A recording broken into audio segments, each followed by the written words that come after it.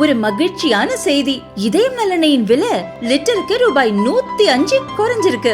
September 2023ல 1 litre இதயம் நல்லெண்ணெயின் அதிகபட்ச விலை ரூபாய் 503. ஆனா இப்ப 1 லிட்டர் இதயம் நல்லெண்ணெயின் விலை ரூபாய் 398 மட்டும்தான் தமிழ்நாட்டுல. அப்ப இனிமே எல்லாரும் இதயம் நல்லெண்ணெய் வாங்கலாம் இல்ல? மகா கும்பமேளாவில் மலர்கள் தூவ தாமதமாக்கிய ஹெலிகாப்டர் நிறுவனத்தின் மீது யோகி ஆதித்யநாத் தலைமையிலான அரசு வழக்கு பதிவு செய்துள்ளது. உத்தரப்பிரதேசத்தின் பிரயாக்ராஜில் மகா கும்பமேளா நடைபெறுகிறது. இதில் விசேஷ நாட்களில் நடைபெறும் ராஜ நீராடல்களின் போது பக்தர்கள் மீது மலர்கள் தூவ அரசு ஏற்பாடு செய்துள்ளது.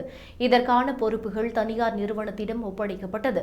இந்த நிலையில் ஜனவரி 13ஆம் தேதி துவங்கிய மகா கும்பமேளாவின் முதல் நாளில் பௌஷ் பூர்ணிமாவின் ராஜ நீராடல் நடைபெற்றது. இதில் காலை முதலே மலர்கள் தூவ ஏற்பாடு செய்யப்பட்டிருந்தது.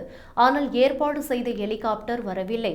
இதன் காரணமாக மற்றொரு ஹெலிகாப்டர் ஏற்பாடு செய்து மாலை 4 மணிக்கு தாமதமாக மலர்கள் தூவப்பட்டது.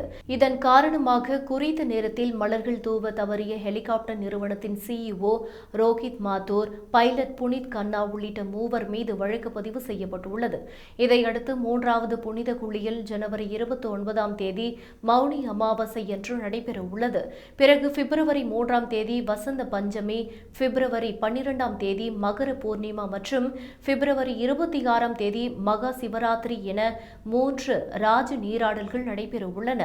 உத்தரப்பிரதேசத்தில் 2017இல் இவர் முதல்வரான பின் அங்கு சிவராத்திரிகளில் நடைபெறும் காவடி யாத்திரைகளில் மலர்கள் தூவியது பெரும் வரவேற்பு பெற்றதை அடுத்து பக்தர்கள் மீது மலர்கள் தூவும் வழக்கத்தை முதல்வர் யோகி தொடங்கி வைத்தார். மகா கும்பமேளா நிர்வாகத்தை தனது நேரடி பார்வையில் வைத்து முதல்வர் யோகி கும்பமேளாவை மிக பிரம்மாண்டமாக நடத்தி முடிக்க வேண்டும் என தொடர்ந்து நகர்வுகளை மேற்கொண்டு வருகிறார்.